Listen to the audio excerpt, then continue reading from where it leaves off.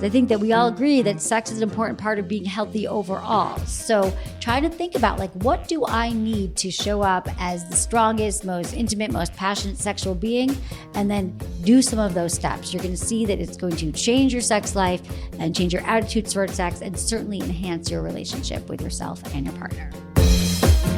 You're listening to Sex with Emily. I'm Dr. Emily, and I'm here to help you prioritize your pleasure and liberate the conversation around sex. Mismatched sex drives. It is one of the most common issues long-term relationships face, and one of the most common questions we get asked on this show. Frequently, one partner has an insatiable appetite for sex, while the other might treat sex more like a chore. But just because your libidos aren't synced up now doesn't mean they'll be that way forever. On today's Hotline show, I answer questions all about you and your partner's differing sex drives and how to communicate your way to better alignment.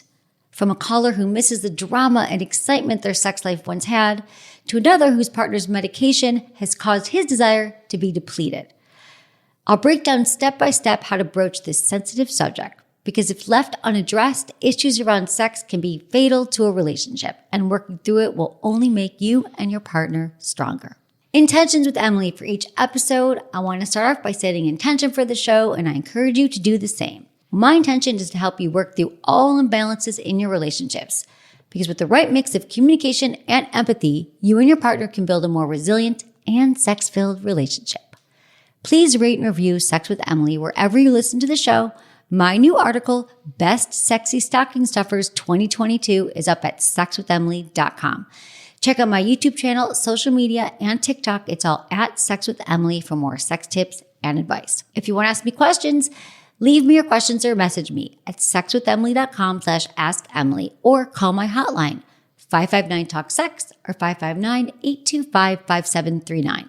Always include your name, your age, where you live, and how you listen to the show. Oh, real quick, before we get into today's show, I have to tell you about one of our partners, Firm Tech, because this is probably one of the coolest inventions for your penis this year. I haven't seen anything like it. It's a wearable tool that not only enhances pleasure and performance, but allows for real-time tracking of erectile function with sensor technology.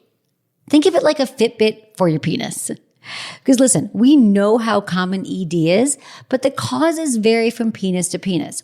Here's how Firm Tech works. It operates by tracking specific elements for erectile fitness. For example, it can tell you how long your erection is going to last, how firm it is, the strength and force of your ejaculation. And then it sends this information directly to your smartphone using an app. So it's kind of similar to tracking your other health metrics like blood pressure and BMI.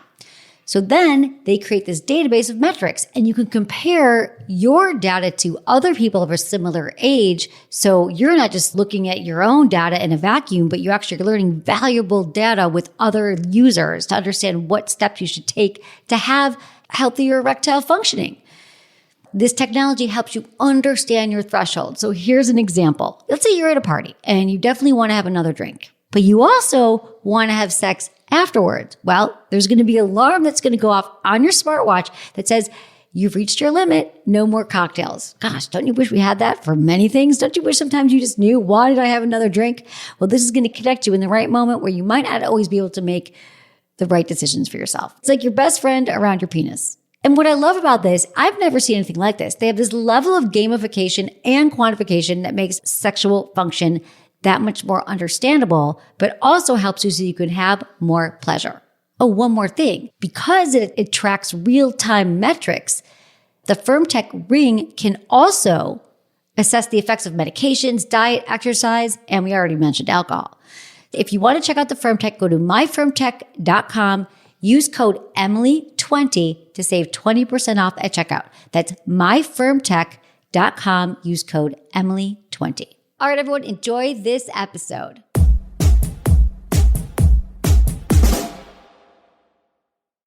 By now, you've probably heard my Magic Wand story. It's a brand that's been part of my personal journey for more than 20 years. But no matter how many times I sing Magic Wand's praises, I'll never be able to fully capture the story of this incredible brand. Well, now journalist and author Kate Sloan just completed a limited audio series documenting the history and impact that Magic Wand has created over the last 56 years. It's called Making Magic. And the series chronicles Magic Wand's incredible brand story through interviews with nearly 40 experts, performers, business owners, educators, and fans. So I got a sneak preview of this series, and what I loved is that Kate weaves together snippets from all their interviews into this amazing story arc. She covers Magic Wand's journey from appliance store massager to its legendary influence on culture and sexual independence, and it's all just fascinating. The first episodes of Making Magic are available now at makingmagicseries.com or on all popular podcast platforms. Just search for Making Magic or visit makingmagicseries.com today.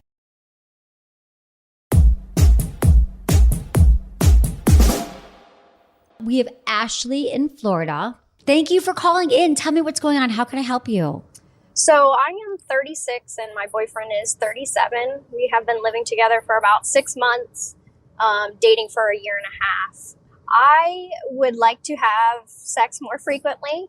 We currently have it about every 4 or 5 days, and I feel like I just have a greater sexual desire than him, and I've brought it up a couple of different times, and it always kind of goes back to, well, I'm taking antidepressant, anti-anxiety medication, and it lowers my desire, my sexual desire. So, and that it's not me. He tries to reassure me that, but I don't know. I don't know how else to approach the issue. I feel like my needs are kind of not being met, but I don't want to keep nagging him as well. Okay. Has he been on the antidepressant, anti-anxiety medication since you started dating? Yes. Okay. So you've been together, for a year and a half. So I'm going to assume the first 3 to 4 months you were having sex a lot more frequently, just because that's what happens in new relationships. And then did you start to notice maybe after you moved in together, it just started becoming less frequent? So we had sex probably about the same amount of time just because we saw each other less frequently. So it wasn't that much of an issue. But I'm noticing it a lot more lately because we do live together. We see each other every day. I have a very healthy desire for him. This is a really great question. I mean, I got to say, Ashley, that this is the most common challenge for couples is mismatched libidos or mismatched desire.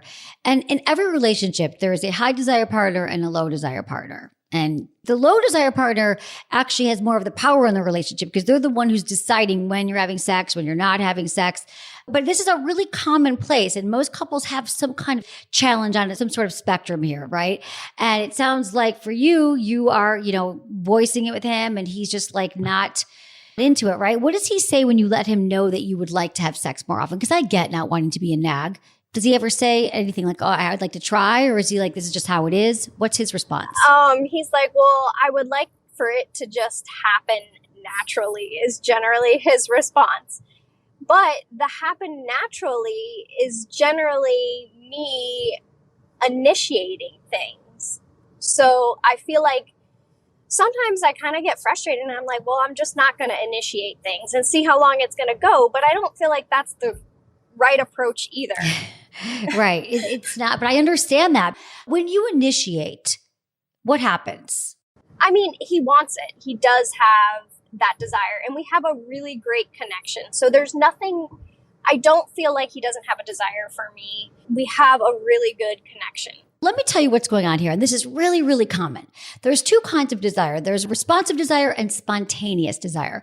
What you have right now is spontaneous desire. Like you are turned on, you think about your partner and you're ready to go. He has responsive desire, which is actually more common, I gotta say, with most people, is that we respond to stimuli. So for him, it sounds like it's you initiating, you making the move, and then he's ready to go. How this might look with other people is like, for me, like I need to have a connection with my partner. I need to make sure that we have like a really great conversation. And then I need him to maybe touch me in a certain way or kiss me. Like I like to kiss first. And then once we kiss, I'm more in the mood, right? So we all have to kind of understand how we stoke that desire. But I also get the initiating thing too is probably hard because you're like, I don't want to initiate and have him reject me, or why doesn't it just occur to him all of a sudden? But when we have these different desire styles, it just doesn't work like that. And so kind of you understanding that like, it's not that he doesn't want to, it just doesn't occur to him until he is stimulated by you touching him and turning him on. So that's kind of what I'm hearing is, and perhaps it is the medication that has sort of dampened that desire in him. Okay. Yeah. It's just a little difficult, when you have not always been the initiator. just trying to switch hats with that. But I think, I'm willing to do that and give it a try. Yeah, I think you should be willing to do that. But the other thing I want to say is what would also be worthwhile, because we're not just going to let him off the hook here. Because here's the thing. I think that he should, and I'm going to be honest with you, I've had this in my relationships too, where I'm just like, I'm not the initiator, and I have to consciously think, I haven't initiated. Wow, what do I need to do to get in the mood? We did a show called Arousal Styles, and we have an arousal inventory, or desire inventory is really what it is. And there's a series of questions. And some of the questions are like, how to look at, you guys could do this together. How important is it that I share something stimulating with someone to be turned on? How important is it I've dressed up and feel confident? How important is it for me to watch sexy media beforehand? How important is it I feel safe and comfortable? It's like looking at all the ways in the environment. The article is called 5 Arousal Styles. Which ones are you? It's an article too. So some people get aroused through conversation, aroused through touch, aroused through visuals, aroused through play. So what would get your partner closer to being aroused? Like knowing this, like what could you do? What could he do to say like, oh, I'm really in the mood once you touch me, or I'm really in the mood once we watch porn together. So, we're not letting him off the hook here, but understanding your arousal styles and what turns you on, I think is important work for everybody in a relationship or when you're not in a relationship. Okay, great. We'll definitely read that article and bring that up in conversation. So thank you. I appreciate it so much. I love your show. Thank you. Thank you so much for calling in. I appreciate you. Okay, guys. Yeah. Here's the thing. Listen, if you've been in a relationship with someone, it is split down the middle. Like you initiate on Mondays and your partner initiates on Wednesday and you both have the same sex drive. That's incredible. I would love to know about you. I would love you to call into the show, but I'm telling you, in most situations, it is a dance. It's a compromise. It's something that couples have to become really, really aware of. But imagine if you know this right now. Like, I don't care if you've been with someone for, 10 months, 10 years. This is not common knowledge. Most people don't even know that they can get into this. They can really understand, like, what does turn me on? How can I hack my arousal so I get there, right? So that's why I always talk about scheduling sex. Knowing that you're going to have sex on a Saturday allows you to spend the week thinking about what you might want to do, how you would turn yourself on, how you turn your partner on. And then you don't have to worry about it Wednesday, Thursday, Friday. Like, should I initiate? Is my partner going to reject me? That takes all the worry out of it. So there's all these different hacks and all these different ways you can work with yourself and your partner, figuring out what can we do to make sure that we are both efficient, effective, passionate lovers with each other. Okay, next we have John. He's 33 in Connecticut. Hey, John, what's going on? Hi, how you doing, Dr. Emily? I'm good, John. What's up? Tell me everything. My wife and I have been married for 28 years. If I get a little emotional, I'm not trying to be, trust me. It's okay. I'm here for you, John. Overall, we have, I think, a healthy relationship. I mean, we don't argue. We don't fight a lot. I mean, we generally get along really well. When it comes to the bedroom, it's a different issue. We just celebrated our anniversary on the 21st of this month. So it's 28 years for us. She ended up taking a work shift on our anniversary day. I was hoping to try and go somewhere special for the day, but she ended up taking a shift. So that kind of told me right off the bat that maybe it was going to be a no celebration anniversary. And with the COVID thing, everything's been messed up and we've been busy. And I'm an essential worker myself and she's a nurse too. So we both have been busy. Yeah. So that day she took a shift. I ended up doing yard work, so on and so forth. She came home that night. I was tired because I was working out in the yard all day long. I took a shower, got cleaned up. I mean, I know you talked about something like this before, but I'm a celebration anniversary blowjob type of person. I get one occasionally once a year, and it's usually for a special occasion, being the anniversary. So I was kind of expecting to be intimate with her and to do something like that. It didn't happen on the anniversary night. But the next morning, I'm always the initiator when it comes to this stuff. She never initiates. So we start fooling around a little bit. I get going. I completely take care of her, which I've always done. I've always made sure her needs are met. And, when it comes to the love making, I'm always on the top and, that type of thing. Mm-hmm. So I finished her off. She orgasmed. And she's a one and done type of person. She doesn't really want to have multiple orgasms, which is fine. I'm okay with that. First words out of her mouth after she orgasmed was, okay, it's your turn, but let's hurry up and you need to help me because I'm not that good. And as far as jerking me off or whatever. And at the moment I was like getting ready to go. And I'm like, it didn't really sink into me at the time. And then after the day, she ended up making plans to take my daughter or go visit my daughter at college. So the Saturday, which was after our anniversary, we couldn't do anything because she took off and made plans with my daughter. So I'm working around the yard again on Saturday because we didn't go anywhere. And I'm thinking about what she said to me. And I'm just like, that's pretty harsh. Yeah. I didn't talk to her about this yet because I'm still upset about it. Mm-hmm. And it was our anniversary night, the morning of our anniversary night. She doesn't even really look me in the eyes when we're having sex. I know her libido's low and I know she's not always into it and she's doing it for me. But the whole thing with the anniversary sex, I felt like it was just an obligation. Mm-hmm. Yeah.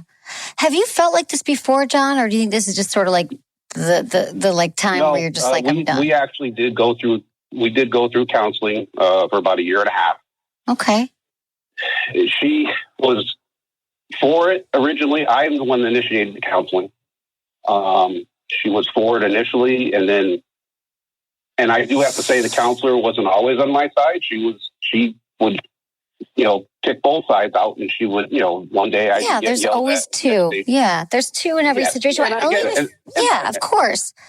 But wait, John, because I only have a few more minutes. But let me. I'm perfect. Of course not. No, John, you sound like you have the empathic heart. You're carrying the heart in the relationship right now. So I get that, but I feel like 28 years is a long time. That's and I could see that you had a lot of expectations around this anniversary because it's happened in the past. Maybe that makes sense. And that's okay to have expectations. And then on top of that, her comment, which it could just be like a throwaway comment. She was ready for the day. She wanted to get over with. And that is hurtful. But she might not even remember she said it. I would address this because it's a week later and it's still really upsetting you. And I would say to her, I really want to talk about our anniversary because it's been hurtful to me. I know I had these expectations that I love oral sex and our anniversary. I expected it didn't happen. And I get that we're busy, but then in the morning you made this comment and this is how it made me feel. It made me feel, how did it make you feel, John? Like she didn't want to be there. Yeah, exactly. And you could say, was that your intention? So you could let her know how you made it feel. And then maybe she was like, oh God, no, I was actually so stressed and I love you, John. No, I want to make 28 years. You're right. I'm sorry. Or she might say, well, I'm not good at it. And you always expect, because then you're going to find something out. But you said that you don't argue. The first thing you said was you led this conversation by saying it's 28 years and we never argue. I don't know that that's such a great thing. To me, couples who don't argue and don't have conflict have bigger problems than many of us. Because you've been together 28 years.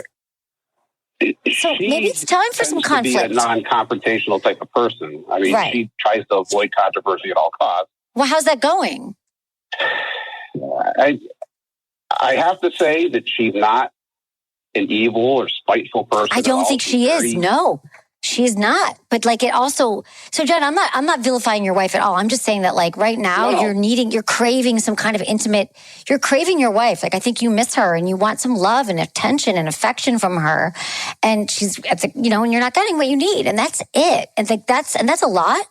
So 28 years. I want you to be together for 28 more. But I feel like. And I don't mean you need conflict, and I don't want you to fight. I hate conflicts. I am so conflict avoidant. So I'm not even telling you got to get in a fight. I'm saying you could say to her, this is what I just feel lately. It's been hard, and I need a little bit more love from you. I would love a hug. I'd love you to come home and tell me that you want to have sex with me and that you desire me. It just makes me feel less than. It makes me feel less connected to you. And for our relationship to thrive, I kind of need some of this from you. When we're back, I'll be speaking to more brave callers all about mismatched sex drives in their relationship.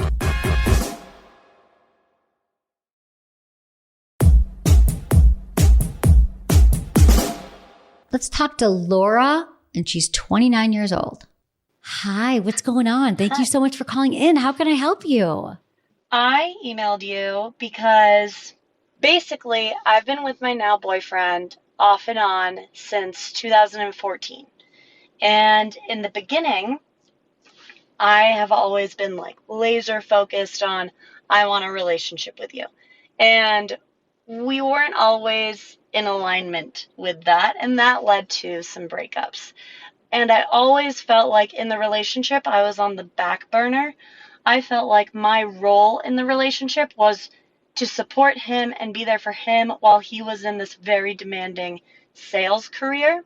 But because I wasn't receiving any verbal affirmations or really quality time, I used sex as a way to feel affirmed in the relationship and to feel like he loved me. I draw the line, I draw some boundaries, and I say, I'm tired of this.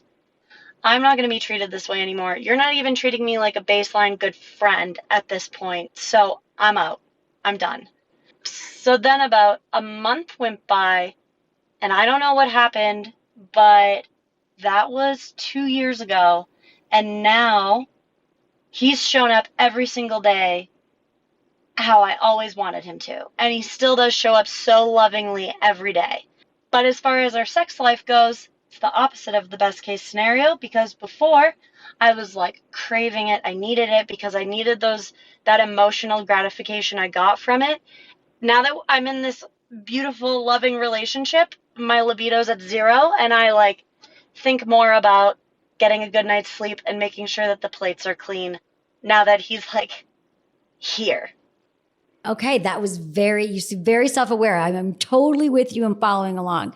So, I mean, what I'm hearing is, first off, I love that he was able to come around. It sounds like he really did mature throughout this period of your relationship for 7 years. So, and how old are you? You're 29. 29. So you've been together since you were 22, which is like most of your 20s. And sounds like you guys have grown up together and he has matured and all the things, which I love.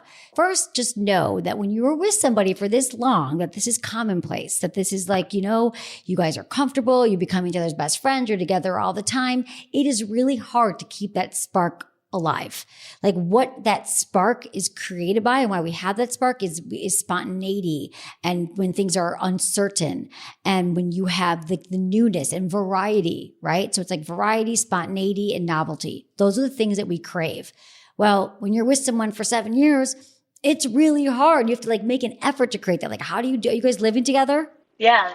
Now we live together. So it's like, how do you do that? Like, there's nothing spontaneous about you getting up and going to the bathroom and taking out the trash. Like, that is not hot. And so what I'm hearing from you is like, just really understanding of how you hack that, like knowing that this happens in every relationship. Couples often aren't equipped to even understand what they need to keep it hot. So this is when affairs happen. This is when people break up. Sometimes couples they fall out of love, they fall out of attraction, they can't get it back. But what I'm hearing is like, we just need you to kind of figure out, how can you get yourself to be in a state of desire and arousal? Like, do you know what it looks like when you are turned on? Like, can you look to the last time you were into the sex with him?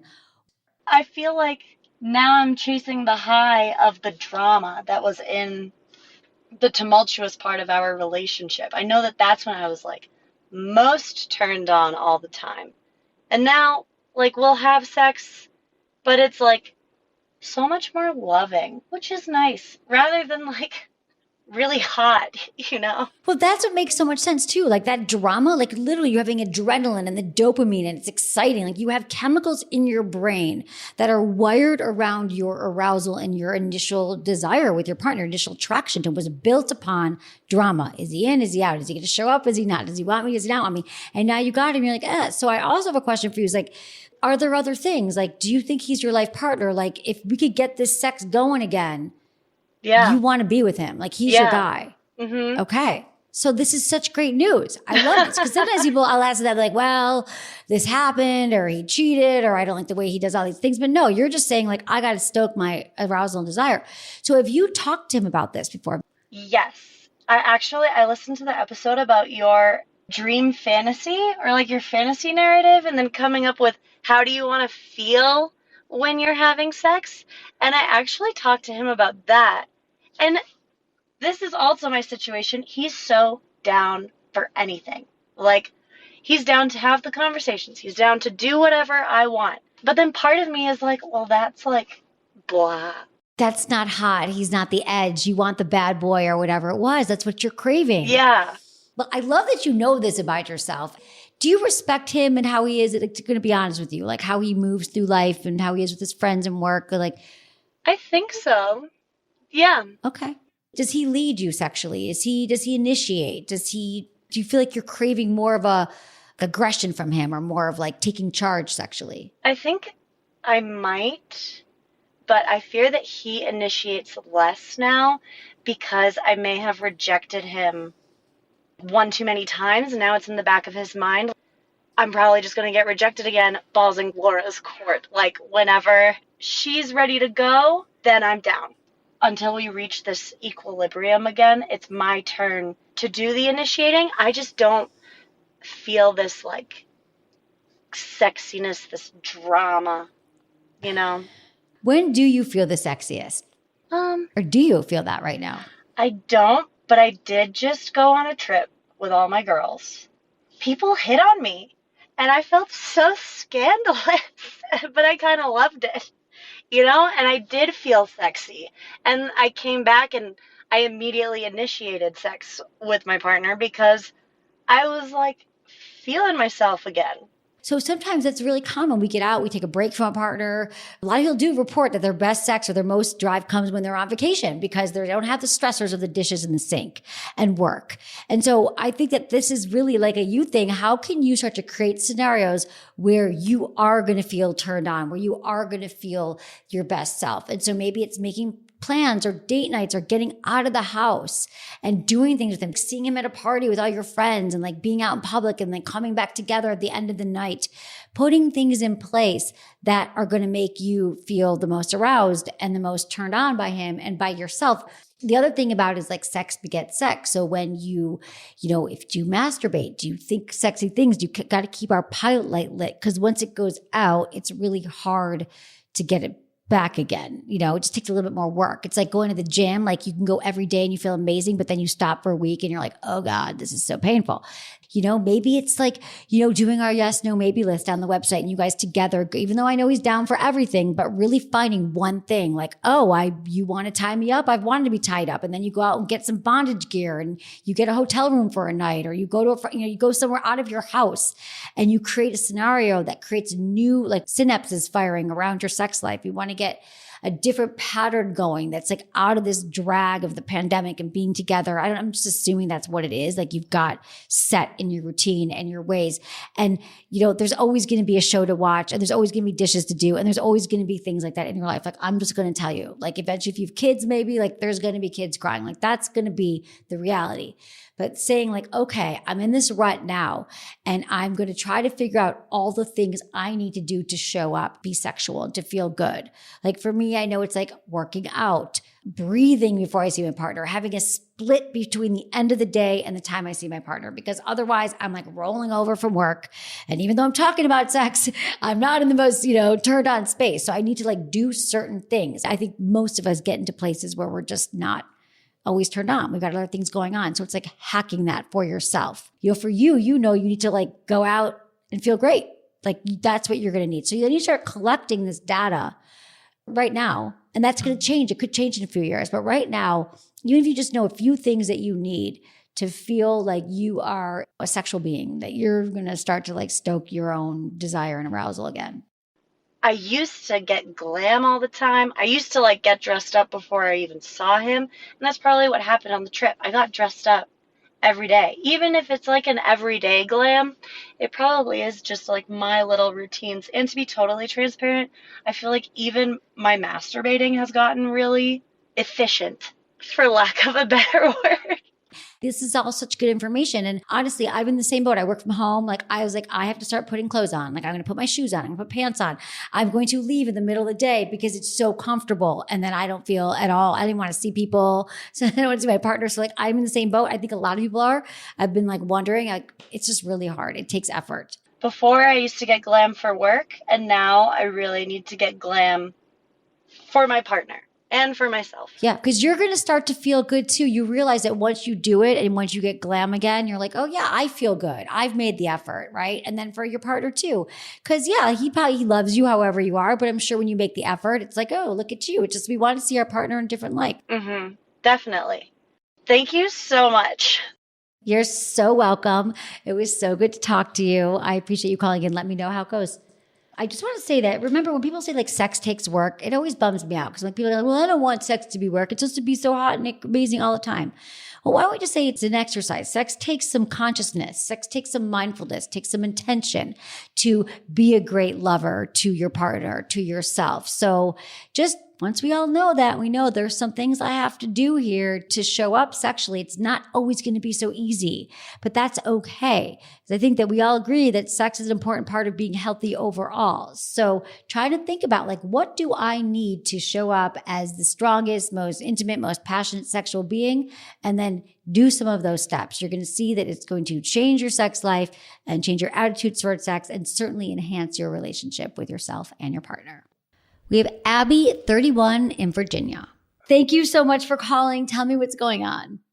So I am newly engaged, which I'm super excited about. We've been together for about 2.5 years and overall really great relationship. But there's one area where I feel like we need to grow in a little bit more, and that's our sex life. So that's why I'm reaching out to you, and I'm super excited. Great. Welcome to the show. You came to the right place. Thank you. Yeah. So at first, when we would have sex, it was like I would try to suggest things or, kind of give encouraging words, move his hand in the right direction. And it felt like he would get frustrated or wouldn't really take the feedback, which made it really tough because everyone has different wants and desires. So it was like, how can we progress in this if he's not open to that? But that side has grown a lot, and I feel like he's more open to suggestions. But I feel like now, whenever he initiates, it's more so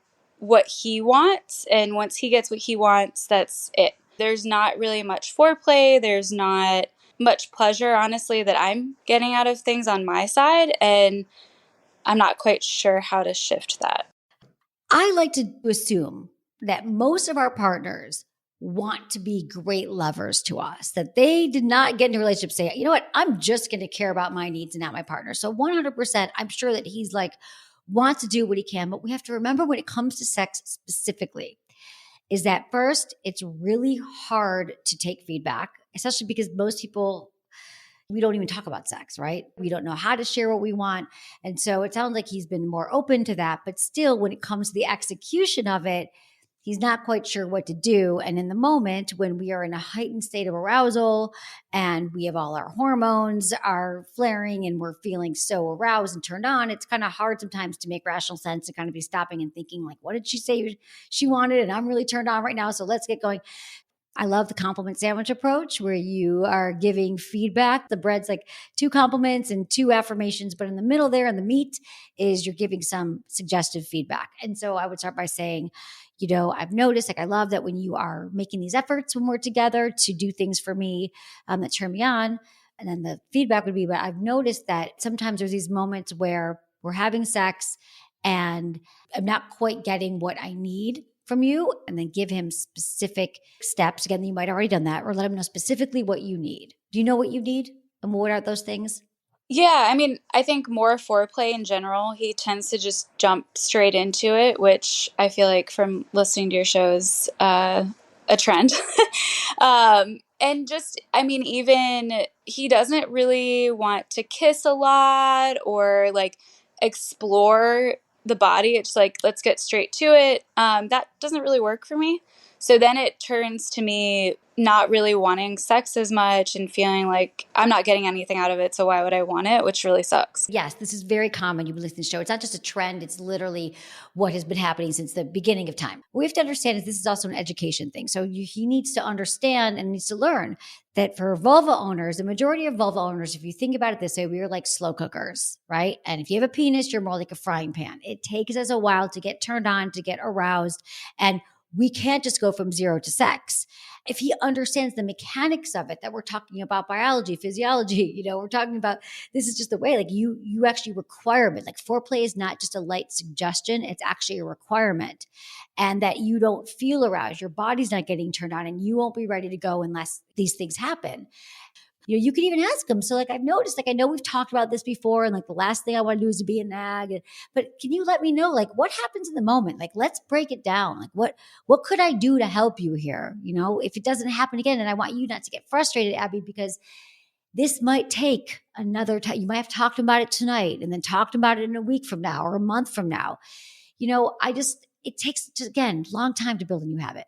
So if I'm, guiding him in the moment slightly, just moving his hand somewhere, he doesn't get offended, but he kind of does. I feel like it's an ego thing maybe, where it's like he doesn't feel like he's doing something right, and then he'll get worked up about it. Do you have any suggestions on that? First, I would say when you're talking to him, I would say, you know what, babe, I want to tell you this. And I would look in his eyes. I would be touching him maybe at the time, like however you feel the most intimate. Say, babe, I want you to know that I've noticed sometimes when this happens, I put your hand away, that how I experience it is that you get a little frustrated at the moment. And you can tell him because you make this sound or you do this. Maybe he's got this like reaction where he does this thing with his eyes and you're like, oh, that's his frustrated look, but maybe it's not at all. And you could say, I just want to check that because then I don't feel as comfortable making that move. So can you just tell me, is that still frustrating to you? And let him say like yes or no, or maybe he doesn't notice it, do something else. And I think it's the way you do it, maintaining contact, smiling, like connecting. So staying connected while you're doing it. I feel like I've gotten to a point where maybe I am getting a little frustrated because I feel like I just don't know what else to do. And I don't want to be that way. I mean, if we're going to be married. Let me just go back to one thing that you said. You're like, everything's great. We're getting married. I'm so happy. But there's this one thing. It is not just a little thing. It's not just like he leaves his socks on the floor. I mean, this is sex, and this is a much bigger thing because there might be reasons why usually the problems with sex are not just one thing. Like the conversation's going to help, but maybe there is something that happened to him. Many men are taught to be like, I got to be in charge. I got to know what I'm doing sexually. And if someone gives me feedback, then I'm less of a man. Like my penis just shrank and I'm a terrible person if I'm not being the greatest lover right now, right? So it's ego, it's shame. We don't know what it is for your partner, but this is why, like, if you guys could just get down to it, be like, let's just talk about this because I want us to let's get through all of this stuff, like what it might mean and like learn to be incredible lovers to each other. Awesome. Well, I'm excited. I hope it works out.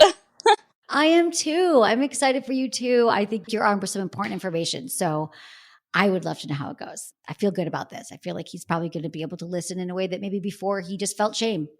Yeah, I hope so. Why not figure all this stuff before you walk down the aisle? And I can't tell you how many people I hear from. We've been married for 10 years, 15 years. My partner doesn't like this. And I don't like, we could have figured this all out before we got married. And I know you love him, but this stuff is not just in the sex. This is like a huge part of your relationship because when couples don't work this stuff out and they stop having sex and the resentments build and they become roommates without the sex. So not the good kind of roommates, not the satisfying kind of roommates. Yeah. And actually he's coming home right now. I see him pulling the driveway. So. Oh my God. Well, I would do it. Let him know. Let me know how it goes. Good luck to you, Abby. You got this, girl. Just speak from the heart. You guys, I love the idea of premarital counseling, therapy, whatever you got before you are committing to somebody to marriage, to spend the rest of your life with them, to wake up next to this person every single morning, go to bed to them every single night. Don't you want to understand who they are? Do you have the both same values? Do you both commit to talking about intimacy and sex? I think when people get married, they feel like it's harder to do. So why not find out who this person is?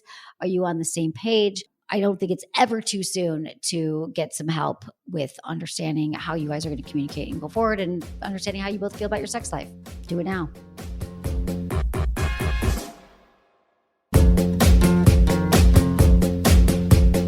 That's it for today's episode. See you on Tuesday.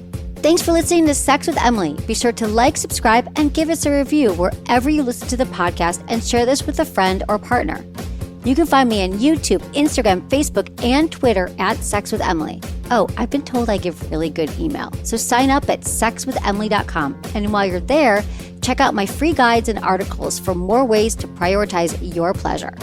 If you'd like to ask me about your sex life, dating, or relationships, call my hotline, 559-TALK-SEX. That's 559-825-5739. Or go to sexwithemily.com/askemily. Special thanks to Acast for powering the Sex with Emily podcast. Was it good for you? Email me, feedback@sexwithemily.com.